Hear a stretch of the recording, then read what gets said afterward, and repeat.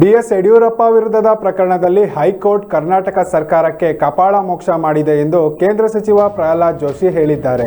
ಹುಬ್ಬಳ್ಳಿಯಲ್ಲಿ ಮಾತನಾಡಿದ ಅವರು, ಮೊದಲೇ ನೋಟಿಸ್ ಕೊಟ್ಟು ಲೋಕಸಭಾ ಚುನಾವಣೆ ಮುಗಿದು ನಮ್ಮ ಸರ್ಕಾರ ಬಂದಿರುವ ಸಮಯದಲ್ಲಿ ಹೀಗೆ ಮಾಡಿದ್ದಾರೆ. ಯಡಿಯೂರಪ್ಪ ನಮ್ಮ ಪಕ್ಷದ ಹಿರಿಯ ನಾಯಕರು, ಸಂಸದೀಯ ಮಂಡಳಿಯ ಮೆಂಬರ್ ಆಗಿ ದೆಹಲಿಯಲ್ಲಿ ಇರುವುದು ಸಹಜ.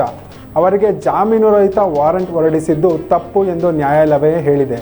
ರಾಜ್ಯ ಸರ್ಕಾರವೇ ಇದರ ಸೂತ್ರಧಾರಿ ಎಂದರು. ಈ ಎಲ್ಲ ಬೆಳವಣಿಗೆ ನಂತರ ಇದು ರಾಹುಲ್ ಗಾಂಧಿ ಒತ್ತಡದ ಮೇಲೆ ನಡೆದಿದೆ ಎಂಬುದು ಸ್ಪಷ್ಟವಾಗಿದೆ. ಸಿದ್ದರಾಮಯ್ಯ ಕುರ್ಚಿ ಉಳಿಸಿಕೊಳ್ಳಲು ಅತ್ಯಂತ ಹಿರಿಯ ನಾಯಕ ಯಡಿಯೂರಪ್ಪರನ್ನು ಬಂಧಿಸುವ ಮೂಲಕ ಸೇಡಿನ ರಾಜಕಾರಣಕ್ಕೆ ಕಾಂಗ್ರೆಸ್ ಸರ್ಕಾರ ಮುಂದಾಕಿತ್ತು. ಆದರೆ ದೇಶದಲ್ಲಿ ನ್ಯಾಯಾಂಗ ವ್ಯವಸ್ಥೆ ಬಲವಾಗಿದೆ ಎಂದು ಜೋಶಿ ಹೇಳಿದರು. ಧಾರವಾಡದಲ್ಲಿ ಹಿಂದೂ ಕಾರ್ಯಕರ್ತನ ಮೇಲೆ ಹಲ್ಲೆ ವಿಚಾರವಾಗಿ ಪ್ರತಿಕ್ರಿಯಿಸಿದ ಅವರು, ಕಾಂಗ್ರೆಸ್ ಸರ್ಕಾರ ಅಸ್ತಿತ್ವಕ್ಕೆ ಬಂದಾಗಿನಿಂದ ಹಿಂದೂಗಳ ಮೇಲೆ ಹಲ್ಲೆಗಳಾಗುತ್ತಿವೆ. ಧಾರವಾಡದಲ್ಲಿ ಅಕ್ರಮವಾಗಿ ಗೋವು ಸಾಗಾಟ ಮಾಡುತ್ತಿದ್ದರೂ ಆರೋಗ್ಯವಂತ ದೇಶಿ ಗೋವುಗಳ ಸಾಗಾಟ ಮಾಡುತ್ತಿದ್ದನ್ನು ತಡೆಗಟ್ಟಿದ್ದಕ್ಕೆ ಹಲ್ಲೆ ಮಾಡಿರುವ ವ್ಯಕ್ತಿ ಮಾಹಿತಿ ಕೊಟ್ಟಿದ್ದಕ್ಕೆ ಹಲ್ಲೆಯಾಗಿದೆ.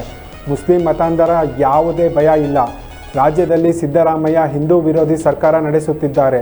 ತಪ್ಪಿತಸ್ಥರ ವಿರುದ್ಧ ಸರಿಯಾದ ಕ್ರಮ ತೆಗೆದುಕೊಳ್ಳದೆ ಹೋದರೆ ನಾವು ಹೋರಾಟ ಮಾಡುತ್ತೇವೆ ಎಂದು ಎಚ್ಚರಿಕೆ ನೀಡಿದರು. ಕೊಲೆ ಆರೋಪದಲ್ಲಿ ದರ್ಶನ್ ಬಂಧನ ವಿಚಾರವಾಗಿ ಪ್ರತಿಕ್ರಿಯಿಸಿದ ಅವರು, ಅಭಿಮಾನಿಗಳ ಅತಿರೇಕದ ವರ್ತನೆಯನ್ನು ನಾಯಕ ನಟರು ನಿಯಂತ್ರಣ ಮಾಡಬೇಕು.